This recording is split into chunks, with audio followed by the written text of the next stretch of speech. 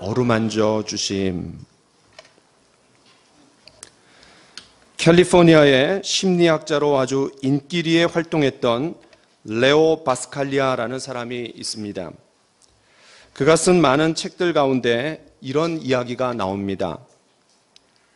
어느 날 할아버지 한 분이 암 진단을 받으셨습니다. 그런데 이 암 진단을 받은 그날부터 할아버지는 매우 난폭해졌습니다.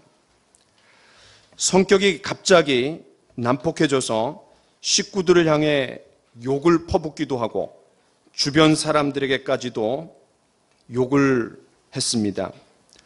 심지어는 아무도 만나려고 하지 않았고 병실에 입원해서도 문을 걸어 잠그기가 일쑤였습니다.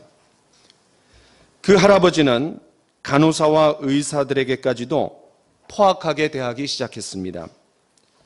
그래서 가족들은 할아버지를 돕기 위해서 옛날 친구들을 들여보냈지만 별로 도움이 되지 않았습니다. 할아버지는 자기의 친구들에게마저도 큰 소리를 치며 쫓아버렸던 겁니다. 또 이번에는 할아버지와 절친하게 지냈던 은사들을 보내보았지만 역시 별 소용이 없었습니다. 심지어 목사님을 보냈더니 욕만 먹고 쫓겨났습니다. 카운슬러를 들여보내도 소용이 없었습니다. 그런데 한 번은 그 동네에서 이 할아버지가 가끔 만나던 꼬마가 하나 있었는데 할아버지가 아프다라는 소식을 듣고 병원에 쫓아왔습니다. 식구들이 반 호기심으로 자, 그럼 네가 한번 들어가서 할아버지를 좀 만나볼래? 라고 들여보냈습니다. 그런데 놀랍게도 20, 30분 동안 이 어린 소녀가 할아버지를 만나고 나오더니 그 이후로 이 할아버지가 완전히 변화된 거예요. 태도가 갑자기 누그러지고 부드러워지고 사람들도 만나시고 얘기도 하시게 되었습니다. 사람들이 너무나 이상해서 그 어린 소녀를 붙들고 물어봤습니다. 얘, 할아버지하고 무슨 얘기를 도대체 했니? 아무 얘기도 하지 않았어요. 그래도 할아버지하고 20, 30분 동안 함께 있었잖니? 그동안 넌 도대체 뭘 했니? 그랬더니 그 어린 소녀가 이렇게 대답했습니다. 저요? 그냥 할아버지하고 같이 울었어요. 이 꼬마는 단지 할아버지의 아픔을 자신의 아픔처럼 느끼고 울었을 뿐입니다. 그러나 이 할아버지는 우는 꼬마를 꼭 껴안는 순간 진정한 사랑을 느꼈고 마음의 상처가 치유되었던 겁니다. 우리가 다른 사람들의 아픔을 공감하고 함께 느낄 때 그 치유의 능력이 우리 마음에서 샘이 솟습니다. 지금 저와 여러분 가운데 너무 외롭고 힘들어서 지쳐 있어서 그냥 아무 말 하지 않고 꼭 안아주기만을, 어루만져주기만을, 그러면서 그냥 옆에서 울어줄 사람을 필요로 하고 있는 분들이 있는지 모르겠습니다. 지금의 시대야말로 이런 공감과 위로를 너무나 필요로 하는 세상입니다. 저는 이번 주일부터 새로운 설교 시리즈 그 주제로 위로를 정했습니다. 이 위로의 메시지를 성경에서 좀 찾아서 함께 나누면서 주님만이 주시는 놀라운 위로가 우리 모두에게 넘쳐나기를 간절히 축원합니다. 특별히 이 시간에 저와 여러분 한 사람 한 사람을 주님께서 깊이 어루만져 주시는 거룩한 터치가 있기를 간절히 기도합니다. 첫 번째는 영적인 거인 엘리야입니다. 오늘 본문에 주님의 특별한 위로를 경험한 한 사람이 등장합니다. 바로 주인공 엘리야입니다. 여러분, 엘리야가 누굽니까? 죽음을 보지 않고 불말과 불병거를 타고 하늘로 승천한 선지자가 바로 엘리야입니다. 구약 성경에 죽음을 보지 않고 하나님께서 데려가신 두 사람이 등장합니다. 누구죠? 에녹과 엘리야입니다. 그래서 유대인들은 언젠가 엘리야가 다시 올 것이라고 믿었습니다. 이런 기대는 말라기 선지자가 한 예언 때문이기도 했습니다.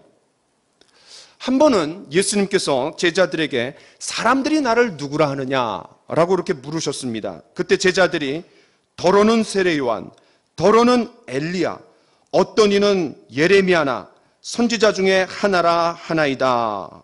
이렇게 얘기했어요. 그러니까 이 엘리야는 유대인들이 굉장히 좋아하고 고대했던 대선지자였습니다. 그런데 우리가 엘리야 하면 딱 생각나는 것이 뭐죠? 850대 1입니다. 여러분 1절을 보십시오. 오늘 성경 읽은 1절에 보면 아합은 엘리야가 행한 모든 일과 그가 어떻게 모든 선지자를 칼로 죽였는지를 이세벨에게 말하니, 그러니까 이 18장에 엄청난 일이 있었다라는 거예요. 아합 왕은 아내 이세벨에게 조금 전에 자신이 직접 두 눈으로 목도했던 그 엘리야의 활약상에 대해서 소상하게 말하고 있는 겁니다. 갈멜산에서 바알의 선지자 450명, 아세라 선지자 400명, 도합 850명하고 영적인 대결투를 해갖고 이겼던 엘리야입니다. 여러분 850명하고 싸워보신 적 있으세요? 우리가 한 5명만 그냥 우리를 둘러싸도 주랭랑을 칠 겁니다. 또 불리한 상황에서 판세를 뒤집어 본 그런 경험이 있으세요? 엘리야가 바로 그런 사람입니다. 모두가 예스라고 말할 때 혼자서 노라고 얘기해 본 적 있으세요? 모두가 노라고 얘기하는데 자기 혼자 예스라고 그렇게 주장해 본 분 있으세요? 바로 그것이 엘리야였습니다. 또 여호와여 내게 응답하옵소서, 불로써 내게 응답하옵소서라고 간절히 기도했을 때 하늘에서 불이 내려갔고 번제물을 태워버리고 나무와 돌과 흙, 심지어는 이 도랑에 흠뻑 젖은 그 물까지도 다 핥아버렸습니다. 그 결과 바알의 선지자 450명을 기손 시냇가로 데려가서 이스라엘을 괴롭게 한 책임을 물어 다 죽인 사람이 바로 엘리야였던 거예요.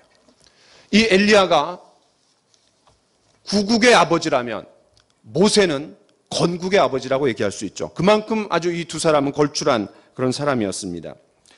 예수님께서 제자들에게 예루살렘에서 고난받고 죽임을 당할 것을 말씀하신 이후에 높은 산에 올라가 얼굴이 해같이 빛나고 옷이 빛과 같이 휘어졌을 때 그 예수님을 위로하고 격려하기 위해서 두 사람이 나타났습니다. 누구예요? 바로 모세와 엘리야였습니다. 그뿐 아닙니다. 이 엘리야는 이스라엘에 3년 6개월 동안 비가 오지 않게 되었을 때 그 비와 풍요를 주관하는 분이 바알이 아니라 바로 여호와 하나님이시라는 것을 분명하게 보여준 사람이 또 엘리야였습니다. 850대 1의 결전을 치른 엘리야는 다시 갈멜산으로 올라갔습니다. 그리고 땅에 무릎을 꿇어 엎드려서 얼굴을 무릎 사이에 넣고 간절히 기도했습니다. 저희 설교를 준비하면서 의자에 앉아 있다가 땅바닥에 한번 무릎을 꿇어봤어요. 그리고 엎드렸어요. 그리고 머리를 이 가랭이성에 집어넣으려고 그렇게 애를 썼는데 그거 안 되더라고요. 혹시 되시는 분 있으세요? 굉장한 분이에요. 되는 분은. 집에 가서 한번 해보십시오. 그만큼 엘리야는 우상숭배로 인한 하나님의 심판을 거두어 달라며 간절하고 절박한 심정으로 그렇게 기도했던 거예요. 갈멜산의 엘리야, 우리가 상상만 해도 너무나 통쾌하고 위대한 선지자 아닙니까? 정말 하나님의 장중에 사로잡혀서 크게 쓰임받은 선지자가 바로 엘리야였습니다. 영적 거인이 따로 없습니다. 선지자들 중에서 이 영웅 같은 존재가 바로 엘리야였습니다. 이런 엘리야가 바로 오늘 본문 바로 전까지 열왕기상 18장에 등장하는 모습입니다.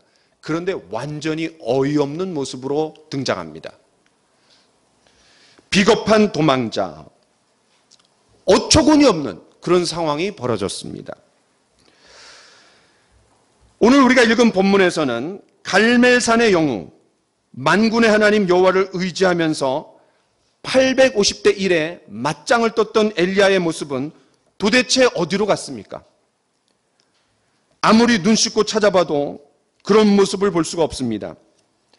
믿음과 용기의 엘리야는 온데간데 없습니다. 오히려 이세벨의 한마디에 뒷공무니를 빼고 비겁하게 주랭랑을 치는 자가 바로 엘리야입니다. 여러분 2절을 한번 보세요. 이세벨이 사신을 엘리야에게 보내어 이르되 내가 내일 이맘때에는 반드시 네 생명을 저 사람들 중 한 사람의 생명과 같게 하리라. 그렇게 하지 아니하면 신들이 내게 벌 위에 벌을 내림이 마땅하니라 한지라. 한마디로 너 가만 안 두겠다. 너 내 손으로 죽어. 이런 말이에요.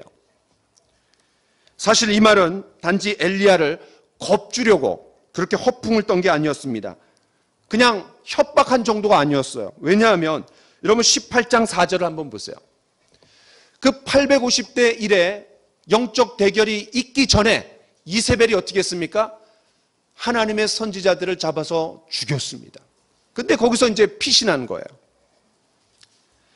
하늘에서 불을 내리게 하고 또 3년 6개월 동안의 기근을 한 방에 날린 그 갈멜산의 영웅 엘리야는 도대체 어디로 갔습니까? 우리가 알고 있는 엘리야가 정말 이 승부사적인 기질을 가지고 있는 엘리야가 맞습니까? 믿음과 용기의 아이콘 엘리야는 도대체 어디에 있습니까? 이세벨이 독을 품고 발악하면서 내뱉은 저주 한마디에 기죽을 엘리야가 아니잖아요. 사람이 바뀌어도 어떻게 이렇게 180도로 바뀔 수 있습니까? 참으로 이해할 수 없는, 상상할 수 없는 일이 일어났습니다. 세 번째는 번아웃된 엘리야입니다. 탈진한 엘리야라는 뜻입니다. 자, 그렇다면 왜 엘리야가 어제의 대장부에서 오늘의 졸장부로 전락했습니까? 왜 엘리야는 완전히 패배자와 낙오자가 되어서 급기야 여호와여 지금 내 생명을 거두어 주옵소서라고 하면서 자살 충동까지 느끼게 되었습니까? 용기 백배하던 18장의 모습과는 달리 19장에서 보여주는 엘리야의 모습은 삼중의 고통을 심각하게 겪고 있는 모습입니다. 육체적으로 탈진했고 정신적으로 좌절과 낙심 가운데 빠졌으며 그리고 영적으로 깊은 침체에 빠져들고 있습니다. 도대체 무엇이 엘리야로 하여금 이러한 상태를 불러왔습니까? 저는 몇 가지 이유를 좀 제시하려고 합니다. 첫 번째는 이세벨을 보느라 하나님을 놓쳤기 때문입니다. 이세벨을 보느라 하나님이 안중에서 사라진 거예요. 여러분 3절을 한번 같이 한번 읽어봅시다. 19장 3절 시작. 그가 이 형편을 보고 일어나 자기의 생명을 위해 도망하여 유다에 속한 브엘세바에 이르러. 그가 이 형편을 보고, 이 표현이 중요합니다. 그가 이 형편을 보고. 사람은 무엇을 보느냐에 따라 달라집니다. 그럼 엘리야가 본 이 형편이 뭡니까? 바로 이세벨이 악에 받쳐서 엘리야를 죽이겠다라고 한 협박이었습니다. 여기에 엘리야의 잘못이 있는 거예요. 바로 이세벨을 쳐다보느라 하나님을 계산해서 빼놓았던 겁니다. 실제로 열왕기상 19장에서 하나님은 9절에 가서야 하나님의 음성이 나옵니다. 여러분 9절을 한번 보세요. 19장 9절 엘리야가 그곳 굴에 들어가 거기서 머물더니 여호와의 말씀이 그에게 임하여 이르시되. 그러니까 엘리야가 북쪽 이스라엘에서 저 남쪽 유다, 그 유다 나라 끝에 있는 브엘세바로 간 것, 또 거기에서도 하룻길쯤 광야로 들어갔던 것, 이 모든 과정이 하나님의 계획이 아니었고 하나님의 인도도 전혀 아니었으며 그야말로 자기 혼자 생각한 자기 주도적인 계획의 모든 일의 결과였다라는 거예요. 하나님과 전혀 상관없는 일이었어요. 이처럼 엘리야는 이세벨을 보느라 하나님을 놓쳤던 겁니다. 이것이 바로 골리앗 앞에서 두려움 가운데 벌벌 떨고 있었던 사울과 요나단 그리고 이스라엘 백성들의 모습이었습니다. 골리앗에게 압도된 나머지 그에게 마음과 시선을 빼앗겨서 천박한 상상력에 사로잡혔던 것이 바로 다윗, 사울과 요나단 그리고 이스라엘 백성들이었습니다. 그러나 다윗은 달랐습니다. 전쟁은 여호와께 속한 것이지 칼과 단창에 있는 것이 아님을 확신했습니다. 다윗은 눈앞에 골리앗이 버티고 있었지만 그 골리앗 너머에 만군의 하나님을 보았던 겁니다. 어떻게 그렇게 할 수 있었습니까? 바로 거룩한 상상력에 사로잡혔기 때문입니다. 그는 평소에 양떼를 지키기 위해서 곰과 사자를 이겼습니다. 그런 과정에서 하나님을 의지하고 그 경험했던 작은 승리의 체험들이 실전에 맞닥뜨렸을 때 거룩한 상상력을 발휘할 수 있었던 겁니다. 여러분, 우리가 매일매일 하나님의 말씀 가운데 나아가고 경건의 시간을 갖고 주님 앞에 기도의 무릎을 꿇을 때 작은 승리들이 모여서 정작 중요한 순간에 우리가 거룩한 상상력, 믿음의 상상력을 가질 수 있는 겁니다. 가나안 정탐꾼들 중에서 부정적 보고를 한 10명도 마찬가지였습니다. 그들이 보기에, 아니 우리가 우리 스스로를 보기에도 메뚜기에 불과하다. 그러나 출애굽 과정에서 또 광야에서 함께 하신 하나님을 완전히 계산해서 빼놓았던 겁니다. 십부라와 부하에게 남자아이가 태어나면 죽여버리겠다고, 또 그들을 죽이라고 바로의 엄한 명령이 떨어졌습니다. 그러나 그들은 바로의 명령을 따르지 않았습니다. 왜냐하면 생명의 주관자이신 하나님, 바로보다 더 크신 대왕의 하나님을 두려워했기 때문에 그런 두려움을 이길 수 있었던 겁니다. 오병이어의 기적이 어떻게 일어났습니까? 빌립이 남자만 5,000명이나 되는 그 사람에 압도된 나머지 없는 200데나리온의 신경을 팔렸을 때, 정신이 팔렸을 때 안드레는 예수님을 능력을 신뢰하면서 오병이어를 가진 아이를 데려왔습니다. 성경에 보면 이 안드레는 사람들을 주님 앞으로 인도하는데 아주 최적화된 사람이었던 것 같아요. 시몬 베드로를 데려왔고 또 오병이어를 가진 아이를 데려왔고, 그리고 헬라 사람들이 예수님을 만나려고 했을 때 예수님 앞으로 인도한 사람이 안드레였습니다. 여러분, 무엇이 차이를 만들어냈습니까? 하나님을 계산에 넣느냐 넣지 못하느냐, 이것이 차이를 만들어내는 겁니다. 우리가 왜 두려워하면서 위축되고 낙심하며 절망에 빠집니까? 눈에 보이는 현상에 온통 마음과 시선을 빼앗긴 나머지 하나님을 바라보지 못하기 때문입니다. 나와 함께 하시는 하나님, 그 아들 예수님을 보내주실 정도로 나를 사랑하시는 하나님, 그리고 나를 개인적인 관심 가운데 주목해서 영원히 인도해 주시는 하나님, 모든 것을 합력하여 선을 이루시는 그 하나님을 바라보지 못할 때, 우리는 하나님을 시야에서 놓칠 때 세상이 주는 크기와 높이와 넓이에 압도되는 겁니다. 기억하십시오. 하나님을 두려워할 때 우리가 다른 두려움에서 이길 수 있습니다. 모든 것을 주관하고 다스리시는 크고 위대하신 하나님을 바라볼 때 우리가 사람인지라 잠시 위축되고 엎어질 때도 있고 자빠질 때도 있습니다. 그러나 우리의 시선을 하나님 앞에 돌릴 때 다시 우리는 두 손을 불끈 쥐며 풀렸던 다리에 힘이 생기면서 영적인 대장부가 될 수 있는 겁니다. 두 번째는 진짜 싸움의 대상을 놓쳤을 때 우리는 좌절하게 됩니다. 낙심하게 됩니다. 여러분, 뭔가 열심히 최선을 다했는데 그 모든 결과가 헛수고였다라는 그런 결과, 그런 성적표를 받아들였을 때 얼마나 맥이 빠집니까? 아마 여러분 이런 경험 다 있으실 거예요. 이걸 해야 되는데 저걸 한다든지, 이 길로 가야 되는데 저 길로 간다든지, 시간이 늦어갖고 막 불이 나게 지하철 타려고 내려갑니다. 그래갖고 문이 그냥 가까스로 닫히는데 들어갔어요. 근데 보니까 반대 방향이에요. 그런 경험은 다 있을 겁니다. 저도 여러 번 있어요. 얼마나 허탈합니까? 그러면 또 그 다음 역에서 내려갖고 또 그냥 돌아가갖고 하여튼 시간도 그냥 많이 걸려요. 자기 확신을 가지고 올인했는데 헛수고한 걸로 밝혀질 때 우리가 얼마나 허탈합니까? 공허합니까? 엘리야도 마찬가지였습니다. 엘리야가 극심한 침체를 경험한 두 번째 이유는 주적이 누구냐를 놓쳤던 거예요. 주적을 놓친 거예요. 주적. 혼동했어요. 무슨 말입니까? 엘리야는 아합을 타겟으로 삼았습니다. 이 아합을 꺾는 일에만 올인했던 거예요. 아합이 왕이었기 때문에 이 아합이 바뀌기만 하면 모든 상황이 좋아질 거라고 생각했습니다. 그런데 아니었습니다. 아합은 꼭두각시에 불과하고 그 뒤에서 조종하는 세력이 따로 있었던 거예요. 바로 이세벨이었습니다. 여러분 18장 4절을 다시 한번 보십시오. 18장 4절, 이세벨이 여호와의 선지자들을 멸할 때에, 또 13절을 보십시오.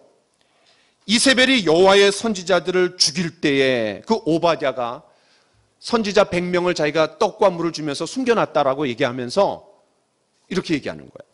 그런데 핵심적인 내용은 19절입니다. 우리 같이 한번 읽어볼까요? 시작. 사람을 보내 온 이스라엘과 이세벨의 상에서 먹는 바알의 선지자 450명과 아세라의 선지자 400명을 내게로 나오게 하소서. 여기 보면 바알과 아세라의 선지자들이 누구의 상에서 먹는 자들이라고 했습니까? 예, 아합이 아닙니다. 아세라의 상에서 먹었다라는 거예요. 이게 중요한 겁니다. 즉 바알과 아세라의 선지자들을 뒤에서 조종하는 사람이 누구였다라는 거예요? 네, 이세벨이었습니다. 이처럼 엘리야는 아합만 쓰러뜨린다라면, 아합만 생각이 바뀐다라면 변화된 세상, 좋은 세상이 올 줄 알았습니다. 그런데 진짜 적은 따로 있었던 거예요. 아합이 아니라 이세벨이었습니다. 그러니까 엘리야는 헛다리를 짚은 거예요. 우리도 마찬가지입니다. 저와 여러분들이 언제 낙심하고 좌절합니까? 진짜 싸움의 대상은 놓치면서 꼭두각시나 얼굴 마담하는 사람한테 그냥 바락바락 대들고 또 분노하고 그렇게 할 때 우리는 힘이 빠집니다. 왜냐하면 주적이 아니잖아요. 우리를 힘들게 하는 사람들이 주변에 꼭 있습니다. 그런데 그들은 조종당하고 있을 뿐입니다. 배후의 세력이 누구예요? 마귀입니다. 마귀가 배후의 세력에 있는 거예요. 이 마귀가 배후에서 우리를 쓰러뜨리기 위해서 주변 사람들을 이용할 뿐입니다. 우리의 싸움은 혈과 육에 속한 것이 아닙니다. 통치자들과 악한 권세들과 이 어둠의 세상 주관자들과 하늘에 있는 악한 영을 상대하는 것입니다. 영적 싸움이라는 거죠. 그렇습니다. 모세도 눈에 보이는 바로를 상대했지만 실제로는 그 배후에 있는 마귀와 싸웠던 겁니다. 예수님을 은 30에 팔아넘긴 가룟 유다도 그 배후에 마귀가 들어갔어요. 아담과 하와에게 다가와서 유혹한 것도 그 뱀의 배후에 있는 사단 마귀였던 겁니다. 남편이 왼수야, 아내가 왼수야, 또는 자식이 왼수야 이렇게 말하지 마세요. 남편이 뭐가 잘못이십니까? 아내가 뭐가 잘못이야? 애들이 뭐 잘못이야? 다 그런 거지. 근데 저 잘 안 되더라고요. 저도 이 새끼가 그냥 왼수야, 왼수야. 근데 나중에 보면 왼수가 누구예요? 저예요, 저. 제가 문제지 뭐 애들이 문제겠어요? 뭐 남편이 문제겠어요? 진짜 원수는 그 배후에서 역사하는 악한 마귀입니다. 악한 마귀. 엘리야에게도 아합은 오프닝이었습니다. 진짜 싸움은 이세벨이었어요. 아합을 상대하는 것이 큰 전투였고 아주 결정적인 사건이라고 여겼지만 오판이었습니다. 이세벨이 진짜였습니다. 세 번째는 예상대로 순조롭게 일이 진행되지 않을 때 우리는 낙심하고 절망하게 됩니다. 영광으로 가는데 누가 6시간 걸릴 줄 알았어요? 서해대교까지 가는데 누가 3시간 걸릴 줄 알았습니까? 가질 않아요, 차가. 와. 엘리야가 탈진한 탈진한 세 번째 이유는 자신이 예상하고 기대한 대로 일이 순조롭게 진행되지 않았을 때 그때 공허와 좌절과 낙심을 느꼈던 거예요. 엘리야는 갈멜산에서 850대 1의 결전을 치루었습니다. 바알 신앙으로 넘어가려는 나라를 가까스로 일으켜 세웠습니다. 바알의 선지자 450명도 기손 시냇가로 데려가서 다 죽였습니다. 그런데 일찍이 아세라 선지자 400명은 기권했는지 나타나지 않습니다. 실제로는 450대 1이었죠. 850대 1인데 실제 죽인 건 이제 450명이에요. 나타났던 건 450명이에요. 모든 상황이 순조롭게 진행되어 가는 것처럼 보였습니다. 이제 이 나라가 바알 신앙에서 여호와 신앙으로 바뀌어 가는구나 라고 속으로 쾌재를 불렀을 겁니다. 확신했을 겁니다. 아합 왕이 이번 기회를 통해서 비와 풍요를 관장하는 신이 바알이 아니라 하나님임을 분명히 알고 깨닫기를, 그리고 돌아설 줄 알았습니다. 불로써 응답하시고 기근을 끝내버리신 그 하나님 앞에 무릎을 꿇을 줄 알았습니다. 그러나 변수가 생겼습니다. 이세벨이 독을 품고 득달같이 자신을 죽이려고 달려오는 겁니다. 아합은 그 이세벨의 치마 속에 숨어버렸습니다. 그리고 마치 전에 아무 일도 없었던 것처럼 상황이 되어버렸습니다. 아합이 이세벨을 앞세워서 자신을 죽이려고 했을 때 그때 허탈감이 물밀듯 밀려왔을 겁니다. 이전과 아무것도 달라진 것이 없자 깊은 낙심과 좌절 속에 파묻혔습니다. 저와 여러분도 그런 경험을 가진 적이 있잖아요. 뭔가 상당히 기대하고 시간과 마음과 돈을 투자했는데 아무 결과가 오지 않았을 때, 아니 오히려 비난의 손가락질을 당하고 상황은 전부 다 더 악화됩니다. 얼마나 낙심이 됩니까? 얼마나 허탈하고 공허합니까? 기대가 큰 만큼 또 실패감, 또 절망도, 실망도 큰 법입니다. 또 어떻게 해서 모은 돈인데 주변에서 좋다는 얘기를 듣고 투자를 했는데 날릴 때가 있습니다. 근데 어떤 분들은요, 목사한테 그걸 물어봐요. 목사님 어디다 투자하는 게 영험합니까? 아니 목사가 할 일이 얼마나 많은데 그런 것까지 또 신경을 써야 되나요? 판세를 또 제가 어떻게 읽어요? 심사숙고해서 결정한 일인데 막상 뚜껑을 열어보니까 기대했던 것이 아니라 실망했다든지, 또 최선을 다해서 밀어주었는데 일이 계속해서 꼬일 때, 안 풀릴 때, 뭔가 해보려고 마음먹고 달려들었는데 상황과 환경이 또 뒷받침되지 않을 때 얼마나 낙심이 됩니까? 지금 코로나가 그런 분위기인 것 같아요. 얼마나 많은 사람들이 경제 쓰나미 때문에 힘들어합니까? 엊그제 뉴스를 보니까 지난 4월 경상수지가 최악이었다고 합니다. 적자였대요. 그 적자 규모가 더 심각한 문제인데 2011년 이후 최대였다고 합니다. 원인은 코로나19로 인해서 수출이 급감한 것이 결정적인 이유였습니다. 그러나 한시적인 게 아니라 앞으로 더 심각해집니다. 호시절은 지나간 것 같습니다. 이제 시작일 뿐입니다. 모든 것이 예측 불허의 세상입니다. 제가 뉴스를 보니까 은행에서 빌렸던 돈이 3개월이 되면 경고장이 날아오고 6개월이 되면은 이제 경매로 넘어갑니다. 그래서 이 9월에 대혼란이 온다라는 거예요. 4월, 5월 달에 문 닫은 교회도 많은데 9월이 오면 진짜 문 닫는 교회가 많다라는 겁니다. 굉장히 심각하다라는 거예요. 며칠 전에 메르스 때 질병관리본부장을 맡은 분이 인터뷰하는 내용을 제가 라디오로 들었습니다. 백신을 개발하고 있지만 지금까지 그 어떤 나라도 이 위기 가운데 1년 만에 백신을 만든 그런 경험이 없다라는 거예요. 그런 적이 한 번도 없다라는 거예요, 지금까지. 그 백신에 대한 지나친 낙관주의는 우리 모두에게 희망 고문일 뿐입니다. 이제는 코로나로부터의 생존 전쟁이 아니라 그 코로나와의 공존을 심각하게 생각해야 될 때가 지금입니다. 앞으로 우리가 생각했던 것보다 정말 많은 변화가 있을 겁니다. 그 변화의 흐름을 어떻게 받아들이고 어떻게 대응하느냐가 더 중요한 세상이 되어버렸습니다. 허탈해하고 좌절하며 낙심하고만 있을 수가 없습니다. 우리가 살아가면서 느끼는 거지만 원래 인생이라는 게 우리가 기대하고 예상하고 바랬던 대로 되는 게 더 많아요? 아니면 반대예요? 반대가 훨씬 많습니다. 우리가 살아보니까 내가 기대하고 예상하고 뭔가 열심히 했는데 기대대로 되지 않는 게 훨씬 많습니다. 이제 그거를 깨달아가는 게 인생이죠. 저는 이런 어려운 시기에 하나님께서 우리 모두에게 창조적인 지혜를 주시기를 간절히 기도합니다. 모든 상황에 탄력적으로 대응할 수 있는 그런 힘을 하나님께서 주시기를 원합니다. 잠시 엎어지고 자빠질 수는 있지만 빨리 원상태로 회복할 수 있는 그 복원력을 하나님께서 주시기를 기도하고 있습니다. 상황과 환경에 대한 두려움보다는 내 안에 있는 두려움을 먼저 물리쳐달라고 그렇게 기도해야 합니다. 마지막은 아드레날린 과다분비 우울증일 때, 그러니까 이 정신분석의학자들이 이 엘리야의 19장에 있는 모습을 이렇게 현대의학용어로 붙였어요. 아드레날린 과다분비 우울증. 이게 뭐냐면 사람이 어떤 일에 깊이 몰두합니다. 최선을 다합니다. 그때 우리 몸에서 아드레날린이 많이 과다 소비된다는 거예요. 그리고 나면 온몸과 마음이 쉽게 탈진하고 공허감을 느껴서 우울증에 빠질 때가 있다는 겁니다.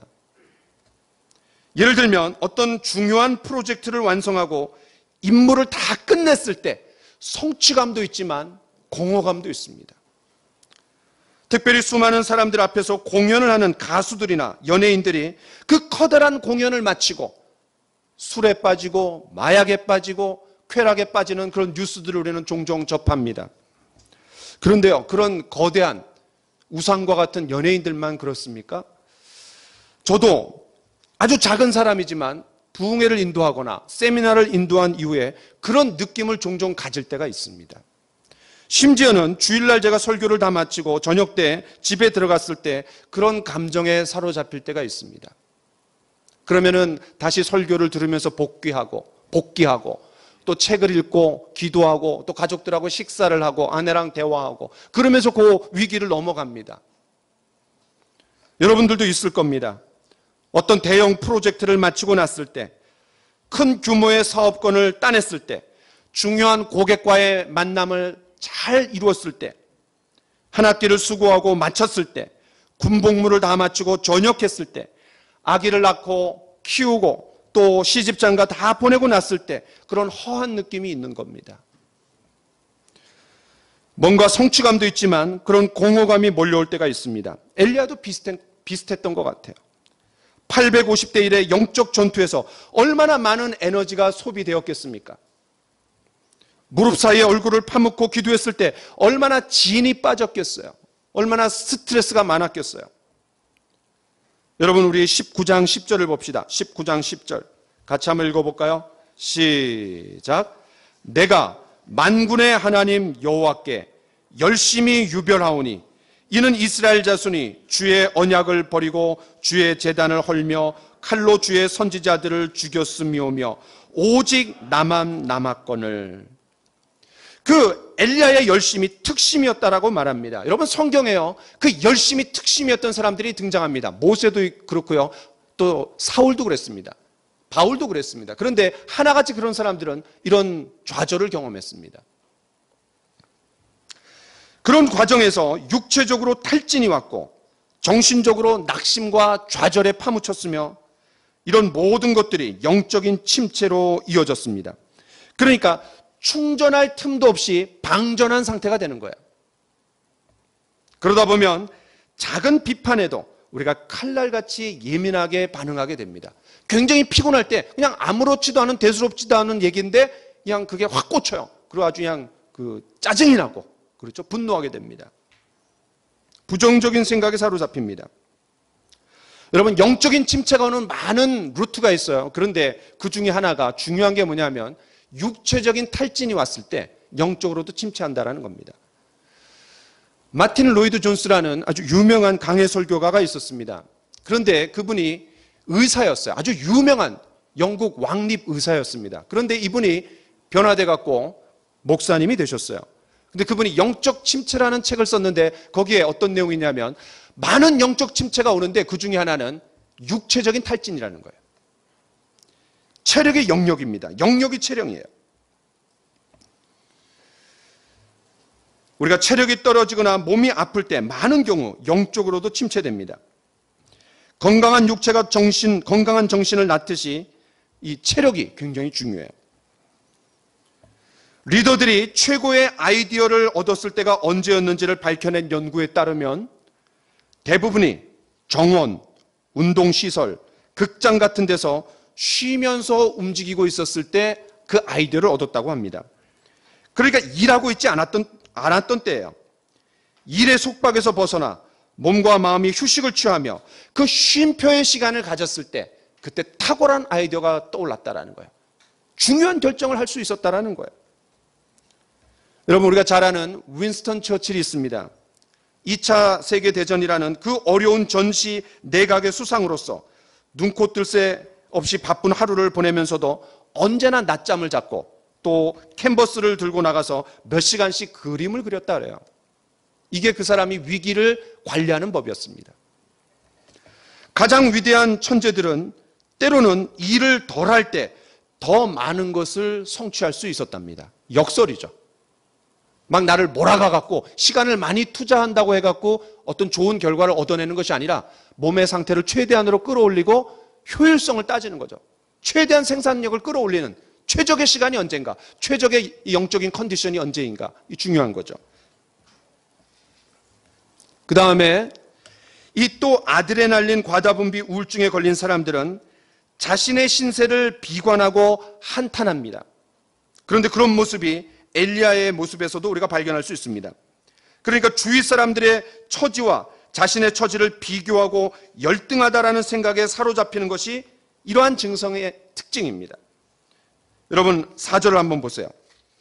19장 4절. 여호와여 넉넉하오니 지금 내 생명을 거두시옵소서. 자기가 자기를 죽일 수 없으니까 이렇게 얘기하는 거예요. 나는 내 조상들보다 낫지 못하나이다. 여기에 보면 이 엘리야도 조상들하고 비교하고 있습니다. 자신이 뭔가 최선을 다해 열심히 한 것은 같은데 별로 열매가 없는 것처럼 느낍니다. 얻은 결실이 없다라고 느낄 때 패배의식과 실패감에 사로잡힙니다. 그러면서 자신과 조상들을 서로 비교했고 열등감에 빠집니다. 자존감이 그냥 확 떨어지는 거예요. 또한 이 아드레날린 과다분비 우울증 증상의 하나는 자꾸 혼자 있으려고 한다는 겁니다. 엘리야도 이세벨로부터 최대한 멀리 떨어져 있으려고 남쪽 유다 나라의 저 밑에 지방인 부엘세바까지 내려갔습니다. 지금 북쪽에서 활약하고 있는 게 바로 엘리야예요. 그런데 저 밑에 남쪽 유다 나라, 그리고 거기에 끝인 부엘세바, 그리고 거기에서도 하루길쯤 더 광야로 들어갔다고 했습니다. 100km가 넘는 거리입니다. 자기 연민에 빠져서 허우적거리면서 영적인 고독감에 사로잡히는 겁니다. 여러분, 영적인 천하장사는 없습니다. 영적인 천하장사는 없어요. 우리가 혼자 있을 때 사단의 표적이 되고 먹잇감이 될 수 있습니다. 혼자 있을 때 어떤 생각을 하고 혼자 있을 때 뭘 하느냐가 그 사람의 영성을 결정합니다. 그래서 어떤 책 제목이 뭐냐면 당신이 혼자 있을 때 누구입니까? 이런 책이 있어요. 아주 유명한 사람이 쓴 책입니다. 당신이 혼자 있을 때 그게 바로 당신이라는 거예요. 우리가 가능하면 교제권 가운데 있으려고 애를 써야 됩니다. 초대교회 때도 서로 돌아보아 사랑과 선행을 격려하며 모이기를 패하는 어떤 사람들의 습관과 같이 하지 말고 라고 했습니다. 서로 돌아보아 사랑과 선행을 격려하며, 여기서 격려하다라는 것은 북돋아주다 이런 의미가 아니라 이 말이 힘을 다해서 달려야 되잖아요. 그럼 말의 기수가 자극을 줘야 됩니다. 그런데 이 말의 기수의 뒤꿈치에 보면 아주 날카로운 게 있어갖고 이거를 이 말의 등을 긁는 거예요. 그럼 말이 놀라갖고 그냥 팍 튀어나가는 거예요. 다시 말해서 우리에게 자극과 도전이 필요하다라는 거예요. 불편하죠. 싫죠. 그런 말 듣기 싫죠. 그런데 그런 것이 우리를 더 앞으로 나아가게 도와준다라는 거예요. 철이 철을 날카롭게 하듯이 사람이 그 친구의 얼굴을 빛나게 한다 그랬어요. 철과 철이 부딪힐 때 불똥이 튀죠. 아픔이 있죠. 그러나 그런 것들을 통해서 우리가 더 앞으로 쭉쭉쭉쭉 나갈 수 있다는 거예요. 그냥 나를 무조건 받아주고 아무 자극이 없는 그런 곳에, 그냥 편한 곳에 가보십시오. 발전이 있나? 발전이 없습니다. 어떻게 해서든 주를 깨끗한 마음으로 부르는 자들과 함께 의와 믿음과 사랑과 화평을 쫓는 것이 바로 우리의 삶입니다. 디모데후서 2장 22절 같이 한번 읽어봅시다. 시작. 또한 청년의 정욕을 피하고 주를 깨끗한 마음으로 부르는 자들과 함께 의와 믿음과 사랑과 화평을 따르라. 바로 그 앞에 어떤 말씀이 있는지 아세요? 집에 여러 그릇이 있는데 금그릇, 은그릇을 하나님이 쓰시는 게 아니라 깨끗한 그릇을 쓴다라는 말씀으로 다 합니다. 근데 그 다음에 말씀이 이 말씀이에요. 그럼 어떤 게 깨끗한 그릇이에요? 청년의 정욕을 피하는 겁니다. 소극적으로는 피하고 적극적으로는 어떻게 합니까? 함께 하는 겁니다. 누구랑 함께 해요? 주를 깨끗한 마음으로 부르는 사람들하고 함께 하기를 우리는 소원해야 됩니다. 열심을 품어야 됩니다. 의와 믿음과 사랑과 화평을 따르라. 먼저는 피하고, 그 다음에 함께 하고, 그 다음에 어떻게 해요? 따라야 됩니다. 그런데 의와 믿음은 내가 하나님과 개인적인 관계 가운데 할 수 있습니다. 그러나 사랑과 화평은 다른 사람하고 해야 됩니다. 그래서 교회 공동체가 필요하고 교제권이 중요한 겁니다. 홀로 있으려고 하는 것은 죄악된 우리의 본성입니다. 극단적인 우울증에 빠진 사람은 자살 충동에 또 쉽게 노출이 됩니다. 엘리야도 그랬던 것 같아요. 4절에 보니까 여호와여 지금 내 생명을 거두시옵소서. 그래서 우울증에 걸린 사람들은 혼자 놔두면 안 된다고 합니다. 교제권에서 자주 관심을 갖고 만나고 격려해 주면서 위로해야 합니다. 그 엘리야의 우울증 현상은 또 잠에 취한 모습에서도 발견할 수 있습니다. 우울증에 걸린 사람은 한동안 잠을 자지 못했기 때문에 몰아서 잔대요. 이제 마지막으로 하나님의 어루만져 주심에 대해서 좀 살펴보려고 합니다. 이처럼 엘리야는 육체적으로 탈진했고 정신적으로 낙심과 좌절에 빠졌으며 영적으로 완전히 침체되었습니다. 이런 엘리야를 보시고 하나님은 어떤 반응을 보이십니까? 하나님께서 방치하셨습니까? 아니면 과거의 실패를 곱씹으며 실패자와 낙오자로 자책하면서 살도록 하셨습니까? 아니면 무기력 속에서 허우적거리고 있는 엘리야를 책망하셨습니까? 그렇지 않습니다. 하나님께서 엘리야를 찾아오셨습니다. 여러분 5절을 같이 한번 보죠. 5절 시작. 로뎀 나무에 누워 자더니 천사가 그를 어루만지며 그에게 이르되 일어나서 먹으라 하는지라. 저는 이 설교를 준비하면서 어루만지며 참 너무나 은혜가 되는 거예요. 그냥 만지는 게 아니라 어루만져 주는 거예요. 어루만져 주는 거예요. 우리 나이 드신 할아버지 할머니가 손주들을 어루만져 주잖아요. 어루만져 주고 쓰다듬어 주잖아요. 격려해 주잖아요. 안아주잖아요. 이 어루만지다라는 표현이 5절과 7절에 2번 나옵니다. 이런 하나님의 특별한 어루만짐이 저와 여러분들에게 있기를 원합니다. 하나님의 거룩한 터치입니다. 그 실패와 좌절과 낙심 가운데 있는 자를 일으켜 세우기 위한 하나님의 특별한 손길입니다. 때로는 주변에 있는 사람들을 통해서, 가족들을 통해서, 사역자들을 통해서, 동료들을 통해서 이런 하나님의 거룩한 터치가 있습니다. 왜냐하면 엘리야에게 천사를 통해서 하나님이 어루만져 주셨듯이 말입니다. 여러분 온몸이 뻐근할 때 누가 안마해주면 얼마나 시원합니까? 또 낙심해서 어깨가 축 처져 있을 때 여보 힘내, 파이팅, 아빠 힘내세요. 그건 얼마나 힘이 나요.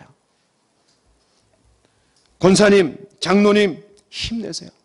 전사님, 목사님, 선교사님 힘내세요. 야, 이 말이 큰 위로가 됩니다. 지금 이런 따뜻한 말 한마디가 우리 모두에게 필요할 때입니다. 오늘 처음으로 구청에서 직원이 왔어요. 그래서 우리 장로님하고 우리 전사님들이 아주 잘 대응을 했는데 처음으로 그냥 와갖고 뭐 여러 가지 많이 조사를 했어요. 주중에 구청에 오면은 온도계를 하나 공짜로 주겠대요. 그리고 제가 가서 받아올라 그래요.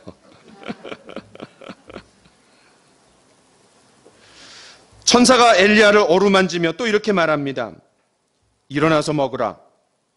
엘리야가 일어나 보니까 머리맡에 숯불에 구운 떡과 한 병의 물이 있었습니다. 하나님께서 지치고 힘든 이 엘리야, 처량하게 로뎀 나무 아래에서 잠들어버린 이 엘리야를 위해서 친히 먹을 것을 챙겨주신 거예요.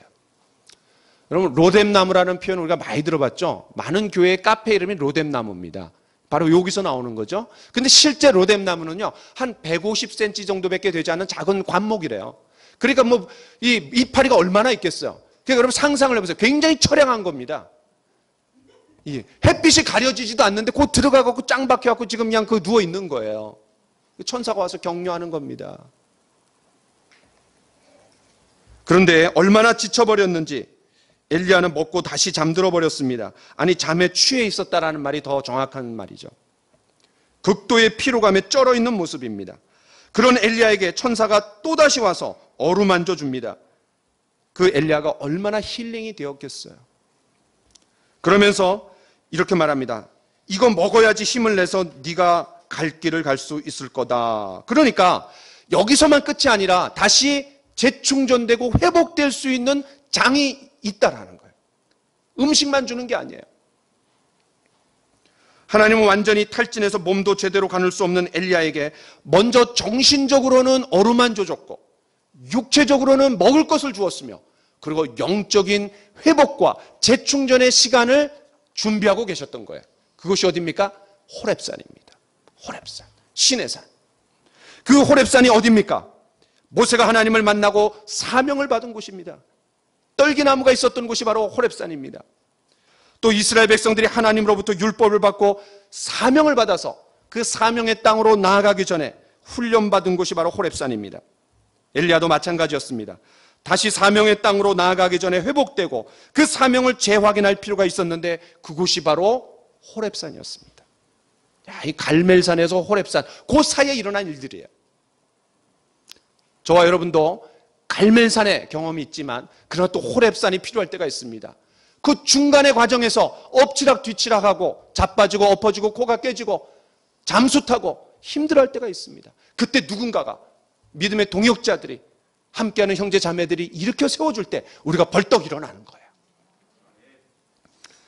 하나님께서 엘리야에게 천사를 통해서 어루만져 주시고 먹을 것을 주셨지만 우리 예수님께서는 그 제자들에게 친히 나타나셔서 천사를 보낸 것이 아니라 직접 밤새도록 고기 잡고 허기진 그들에게 친히 조반을 지어 주시고 얘들아 와서 조반을 먹으라 라고 그렇게 말씀해 주셨던 거예요. 추위에 떨고 있는 제자들에게 숯불을 통해서 몸을 녹일 수 있도록 해주셨고 허기진 그들의 배를 채워줄 음식도 만들어 주셨습니다. 그리고 대화하다가 뭐라 그래요? 내 양을 먹이라, 내 양을 치라, 내 양을 먹이라, 사명을 주시는 겁니다. 말씀을 마무리하려고 합니다. 저에게는 가족의 생일 말고 중요한 날짜가 몇 개 있습니다. 절대 잊어버리지 못하죠. 9월 13일 제가 우리 가족하고 처음 예배를 드린 날입니다. 이거 어떻게 잊겠어요?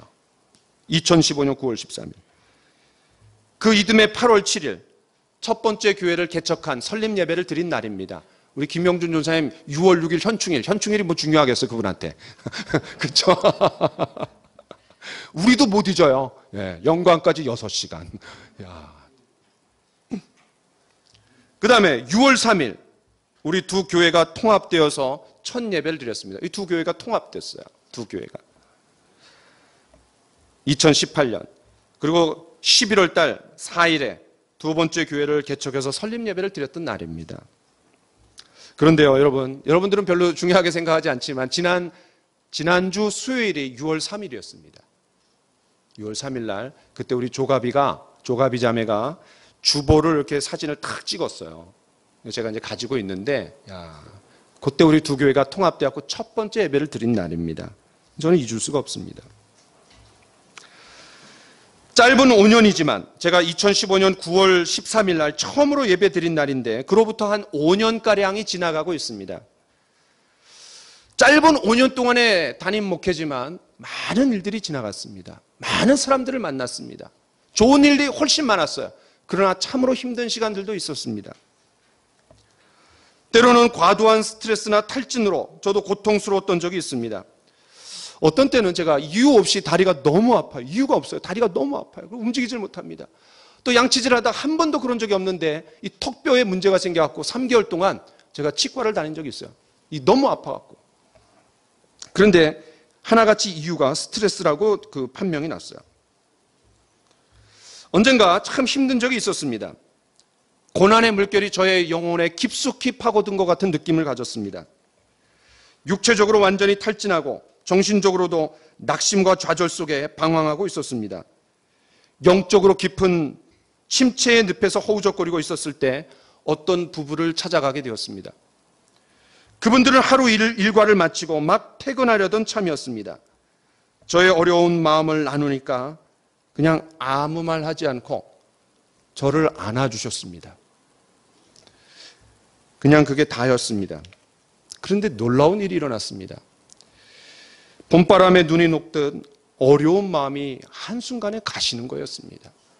그때 저는 알았어요. 목회자가 성도들을 안아주고 품어주고 위로해주고 격려해주는 사람인데 그게 아니구나.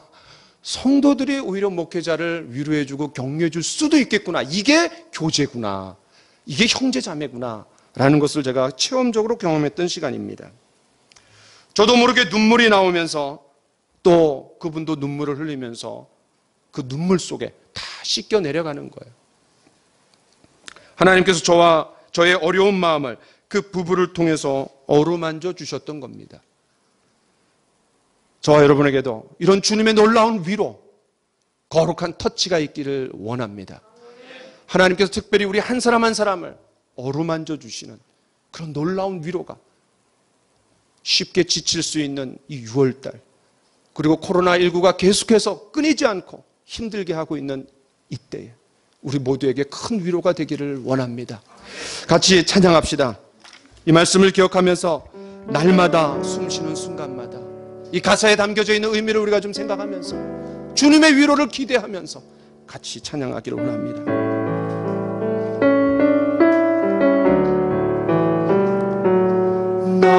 날마다 숨쉬는 순간마다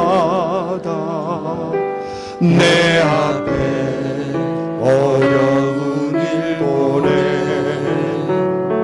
주님 앞에 이 몸을 맡길 때 슬픔 없네 두려움 없네 주님의 그 자비로운 손길 항상 좋은 것 주시도다 사랑스레 아픔과 기쁨은 수고와 평화와 안식은 날마다 주님 내 곁에 계셔 자비로 날 감싸주시네 주님 앞에 이 몸을 맡길 때 슬프지 내 위로한 주네 어린 나를 품에 안으시사 항상 평안함 주시도다 내가 살아 숨을 쉬는 동안 살피신다 약속하셨네 인생의 어려운 순간마다 주의 약속 생각해보네 내 맘속에 믿음 잃지 않고 말씀 속에 위로를 얻네 주님의 도우심 바라보며 모든 어려움 이기도다 흘러가는 순간순간마다 주님 약속 새겨봅니다. 같이 기도합시다. 여러분 저는 말씀을 준비하면서요